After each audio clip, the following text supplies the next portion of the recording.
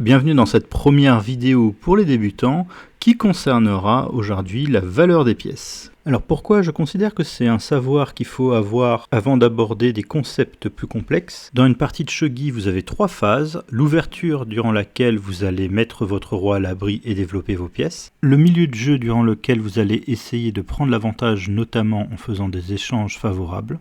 Et enfin la finale, qui est très différente d'une finale aux échecs où il y a peu de pièces. C'est une phase où au moins un des deux rois est en danger et risque de se faire mater. Et on considère que cette phase est plutôt une course vers le mat. La valeur des pièces va être un peu importante dans l'ouverture, très importante dans le milieu de jeu et beaucoup moins dans la phase finale. Si vous êtes un bon joueur d'échecs, vous savez qu'on a des valeurs numériques pour les pièces. Le pion vaut 1 point, le fou et le cavalier valent 3 points, la tour vaut 5 points, et pour la dame, il y a un petit débat entre 9 et 10 points. C'est le système de valeurs le plus connu, mais sur Wikipédia, vous pouvez voir qu'il y a énormément de valeurs différentes qui sont plus précises. Au shogi, l'apprentissage de la valeur des pièces ne se fait pas en retenant une valeur numérique par pièce, mais plutôt en catégorisant les pièces dans une petite pyramide que vous pouvez voir. Donc les pièces les moins importantes sont en bas et les pièces la plus importante, le roi, est en haut. Alors on va commencer par parler de l'échange 1 pour 1. Si vous arrivez par exemple à échanger un pion contre une pièce mineure, c'est un avantage matériel. Pareillement, il est avantageux d'échanger une pièce mineure contre un général ou un général contre une pièce majeure. Ce qui peut surprendre les joueurs d'échecs, c'est que le fou et la tour sont dans la même catégorie, et donc gagner la qualité, c'est-à-dire gagner la tour pour le fou, ne procure presque pas d'avantage au shogi, alors que c'est un avantage important aux échecs. Dernière chose qui est importante dans cette pyramide, si vous échangez une pièce qui est dans la catégorie supérieure contre 2 pièces qui sont dans la catégorie juste en dessous, c'est considéré comme un échange favorable. Alors bien sûr, ce n'est pas le cas pour le roi, si vous perdez votre roi, vous avez perdu. Mais c'est également pas le cas pour les pièces mineures qui valent beaucoup plus que 2 pions. Alors même si j'ai dit que apprendre des valeurs numériques des pièces n'est pas important lorsque vous voulez progresser au shogi, ça ne veut pas dire que des échelles numériques n'existent pas. Vous avez d'ailleurs à l'écran les 2 échelles les plus connues, l'échelle de Tanigawa et l'échelle de Sato. Alors je vous laisserai regarder un peu les différences qu'il y a entre ces 2 échelles, mais je voulais souligner un nouvel élément que l'on n'a pas dans la pyramide, c'est la promotion des pièces. Donc une pièce promue vaut dans ces 2 échelles autant qu'un général d'or. Donc cela donne une nouvelle manière d'obtenir un avantage matériel, non pas en faisant un échange favorable, mais en promouvant une pièce de faible valeur qui va devenir aussi forte qu'un or. Donc voici un petit exemple d'une position très simplifiée, où on a pour l'instant juste un cavalier, c'est-à-dire 4 points, et si on joue ce coup-là, cavalier prend, et que l'adversaire reprenne, on va se retrouver avec un argent dans la main, c'est-à-dire 5 points. Donc dans le premier exemple, aucun problème, on a juste vu qu'on a gagné 1 point. Ici, on a un exemple un peu plus complexe qui va nous montrer qu'il va falloir également calculer les points de l'adversaire. Ici, on a un pion promu qui vaut 6 points. Et si on joue ce coup-là, on va l'échanger contre un général d'argent qui lui vaut que 5 points. Donc l'adversaire va reprendre, et on pourrait se dire qu'on a perdu 1 point dans le processus. Mais si on revient au tout début de la séquence, on va calculer maintenant également les points de l'adversaire. Donc l'adversaire a un or et un argent sur le plateau, donc ça fait un total de 11 points. Nous, on a notre pion promu qui fait 6 points.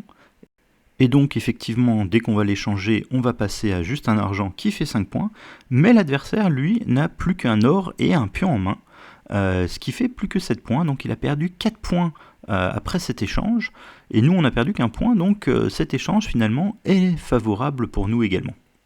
Donc voici maintenant une autre position qui met un petit bémol à l'échelle de valeur créée par les pros. Ici l'adversaire donc a une tour qui vaut 10 points et un cavalier qui vaut 4 points. Nous on commence avec un général d'or qui vaut 6 et un pion qui vaut 1. Donc si on jouait le coup or prend cavalier, tour prend, et puis ensuite on fait promotion token, et que l'on regarde la fin, On peut voir qu'on termine avec 10 points alors qu'on avait commencé avec 7, et l'adversaire termine avec 16 points alors qu'il avait commencé avec 14. Donc on a gagné 3 points, l'adversaire a gagné 2 points, donc on pourrait se dire que ce qu'on a fait est avantageux pour nous. Mais si vous demandez à un joueur de shogi d'expérience, il va vous dire que cet échange est un peu douteux. Et c'est pour ça que je vous montre une nouvelle échelle de valeur, donc une échelle faite par une IA. Et ce que vous pouvez voir qui n'existe pas dans l'échelle de valeur des pros, c'est que on considère qu'une pièce qui est sur le plateau n'a pas la même valeur qu'une pièce qui est en main. L'autre chose, c'est que le pion, la lance, le cavalier et l'argent, lorsqu'ils sont promus, n'ont pas la même valeur dans cette échelle, alors qu'ils avaient strictement la même valeur qu'un or dans l'échelle des pros. Donc si j'applique cette échelle à l'exercice qu'on a vu précédemment, on voit qu'au début on commence avec un or qui vaut 6,90 et un pion qui vaut 1, donc ça fait un total de 7,90. Et l'adversaire lui commence avec une tour qui vaut 10,4 et un cavalier qui vaut 4,5, donc qui fait un total de 14,9. Donc une fois qu'on lance notre séquence qu'on a fait tout à l'heure, on se retrouve avec un token donc, qui vaut 4,20 et un cavalier qui est en main et donc qui vaut 5,10.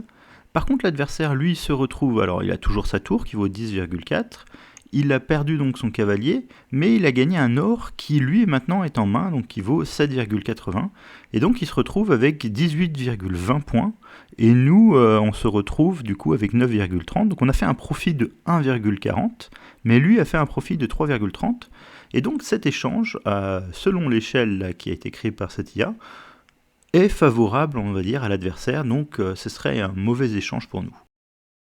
Cette échelle permet également d'appréhender des micros-avantages, comme dans cette position, où on peut pousser le pion, l'adversaire va devoir prendre, on va reprendre, il ne veut pas qu'on remette un pion juste devant le fou, donc il va remettre son pion sur la case d'origine, on va repartir, et dans cette position, on a échangé un pion qui était sur le plateau pour obtenir un pion en main, et l'adversaire lui n'a pas de pion en main, donc on peut considérer que c'est un micro-avantage, donc d'après l'échelle, on a gagné 0,15.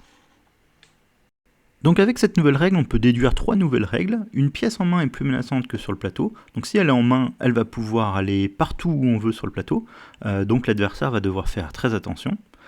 On ne parachute pas du coup une pièce sans raison, hein. Si on parachute une pièce, il faut qu'il y ait soit une raison offensive, donc peut-être une thème tactique, ou bien une raison défensive, on est obligé de la mettre pour ne pas perdre du matériel. Et la dernière, c'est une tour ou un fou promu est plus fort qu'en main. Donc si vous pouvez parachuter votre tour ou votre fou, et même le faire revenir dans votre camp et qu'il obtienne une promotion, c'est un avantage également. Merci d'avoir regardé cette vidéo. En description, vous aurez un lien qui va vous donner des exercices pour voir si vous avez bien maîtrisé cette notion de valeur des pièces. Et pour ceux qui suivent la chaîne, on aura bientôt à nouveau un match de titres que je vais commenter du coup partie après partie.